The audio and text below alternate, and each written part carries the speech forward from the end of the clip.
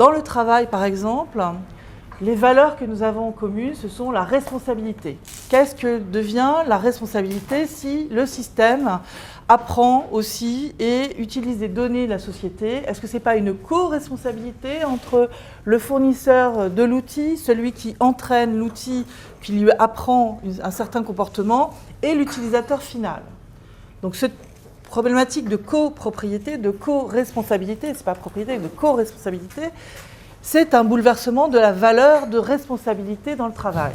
Donc, qu'est-ce qui nous distingue quand même, pour terminer, qu'est-ce qui distingue l'homme de la machine? C'est fondamentalement que la machine n'a pas de corps, n'a pas de viscère, n'a pas de ressenti et de ce qu'appelle Spinoza le conatus, c'est-à-dire d'envie de survivre en tant qu'être humain, physique, corps, esprit, tout mélangé. Ce qu'on sait faire, et ne pas se faire abuser là-dessus, c'est effectivement faire des outils pour des gens qui sont handicapés. Imaginez un fauteuil roulant, vous le faire aller en avant, en arrière.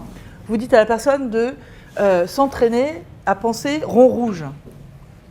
Et vous associez le fait de récupérer ces signaux de rond rouge, ces signaux cérébraux, à la commande aller en avant pour mon fauteuil, par exemple.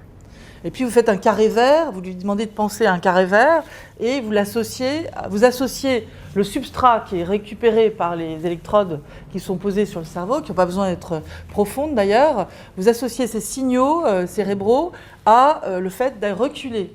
La plupart du temps, ça marche comme ça, pour avoir été dans des thèses sur ces sujets. C'est-à-dire que ce n'est pas une lecture de nos pensées telles que, voilà, vous pensez à n'importe quoi et on va deviner sur quoi vous pensez. C'est juste, on a fait un apprentissage pour regarder quels étaient les signaux dans tel ou tel cadre. Faire que les designers de ces systèmes, qu'ils soient dans des entreprises ou ailleurs, des entreprises américaines ou ailleurs, soient conscients, et c'est ça qu'on essaie de faire, c'est-à-dire faire que tout le monde pense, comme maintenant vous êtes à peu près, on a formaté aussi la société à penser vert, à penser attention à ne pas allumer de la lumière pour rien, attention à se déplacer comme il faut. Enfin voilà, il y a certaines règles qui commencent à imprégner nos façons de se comporter.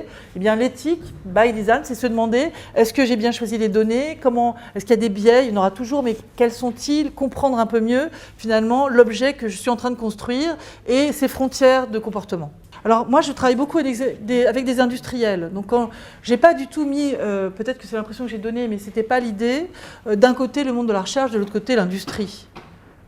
J'ai en fait voulu dire que Ethic by Design, c'est quelque chose qu'il faut construire de plus en plus, et on va trouver par exemple en Californie des premières lois sur le fait qu'une machine par exemple doit se présenter en tant que machine ou en tant qu'être humain. Parce qu'il y a eu des cas où les gens, des personnes se cachaient derrière des machines pour actionner, pour faire décider les choses qui n'étaient pas celles que la personne aurait prises si elle avait su d'où ça venait.